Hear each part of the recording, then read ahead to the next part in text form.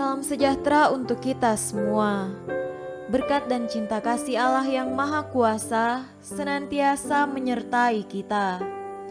Bapak, Ibu, saudara-saudariku yang terkasih, marilah kita mendengarkan dan merenungkan bacaan-bacaan kitab suci hari Sabtu 5 September 2020. Bacaan pertama dari surat pertama Rasul Paulus kepada jemaat di Korintus, pasal 4 ayat 6b sampai 15. Karena kamu, supaya dari teladan kami, kamu belajar apakah artinya ungkapan, jangan melampaui yang ada tertulis, supaya jangan ada di antara kamu yang menyombongkan diri dengan jalan mengutamakan yang satu daripada yang lain.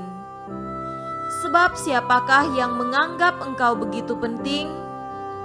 Dan apakah yang engkau punyai yang tidak engkau terima?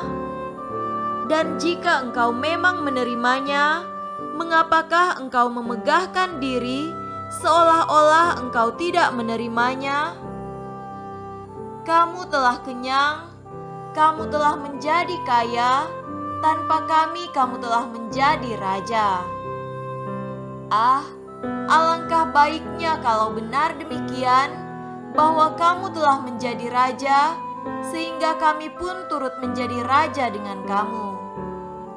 Sebab menurut pendapatku, Allah memberikan kepada kami para rasul tempat yang paling rendah, sama seperti orang-orang yang telah dijatuhi hukuman mati, sebab kami telah menjadi tontonan bagi dunia, bagi malaikat-malaikat dan bagi manusia.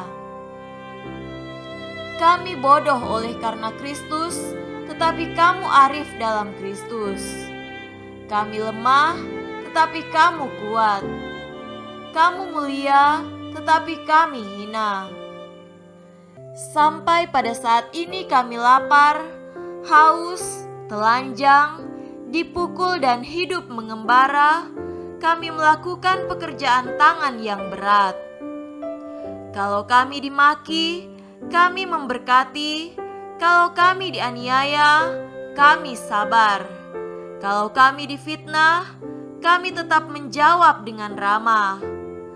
Kami telah menjadi sama dengan sampah dunia, sama dengan kotoran dari segala sesuatu, sampai pada saat ini. Hal ini kutulis bukan untuk memalukan kamu, tetapi untuk menegur kamu sebagai anak-anakku yang kukasihi.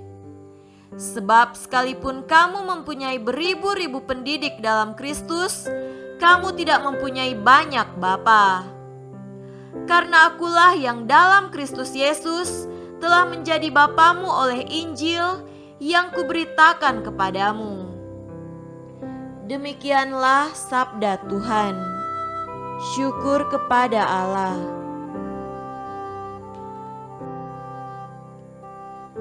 Tuhan beserta kita sekarang dan selama-lamanya. Inilah Injil Yesus Kristus menurut Lukas. Dimuliakanlah Tuhan. Injil Lukas pasal 6 ayat 1 sampai 5. Pada suatu hari Sabat, ketika Yesus berjalan di ladang gandum, murid-muridnya memetik bulir gandum dan memakannya, sementara mereka menggisarnya dengan tangannya. Tetapi beberapa orang Farisi berkata, "Mengapa kamu berbuat sesuatu yang tidak diperbolehkan pada hari Sabat?" Lalu Yesus menjawab mereka, "Tidakkah kamu baca apa yang dilakukan oleh Daud ketika ia dan mereka yang mengikutinya lapar? Bagaimana ia masuk ke dalam rumah Allah dan mengambil roti sajian, lalu memakannya dan memberikannya kepada pengikut-pengikutnya, padahal roti itu tidak boleh dimakan kecuali oleh imam-imam?" Kata Yesus lagi kepada mereka, "Anak manusia adalah Tuhan atas hari Sabat." Demikianlah Injil Tuhan. Terpujilah Kristus. Saudara-saudariku yang terkasih dalam Tuhan kita Yesus Kristus, tema renungan kita pada hari ini adalah menjalankan aturan dengan bijaksana. Di Kalimantan Barat ada tradisi balalak atau mirip nyepi di Bali. Pada hari itu, mulai jam 17 sampai dengan pukul 17 hari berikutnya, semua orang dilarang keluar rumah. Pintu dan jendela harus ditutup. Barang siapa kedapatan membuka pintu dan keluar rumah, akan dikenai sanksi dari Dewan Adat.